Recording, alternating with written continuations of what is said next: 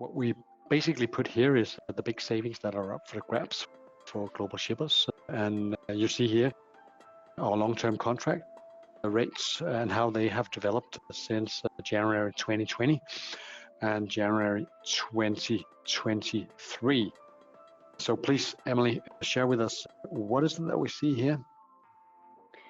I think it's clear we see some quite big falls in the average long-term rate over the past year. As you can see here, the biggest ones can be found from the Far East into Europe.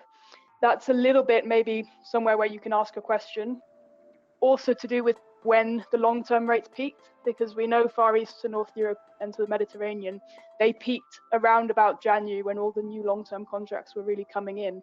Whereas into the US West Coast, those rates went further up later in the year, especially there in April, May, when a lot of new contracts came in. So the decrease looks smaller, but in reality, it's because it doesn't show the full scale of the fall. And then the last piece of good news, I think if you just click one more time, we've just pulled out the average rate for new contracts with validity starting only in January.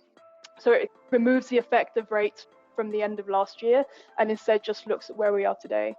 And you can see, yes, on all the trades, they're lower than the 3-month average. So the contracts in January are, as can be expected, lower than at the end of last year. But also that on some trades, they're considerably more lower than on others. So for example, to the US West Coast, you can see the difference between the past 3 months and just January is bigger. And that's also a little bit to do with the number of new contracts coming in.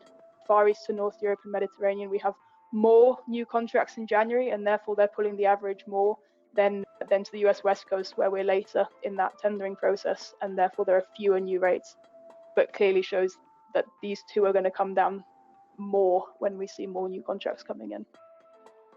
And then that so last also one on the backhaul, the much smaller decreases, but also the much smaller increase, and there too there are savings. Indeed, and of course these are also pretty to compare to that of the spot market.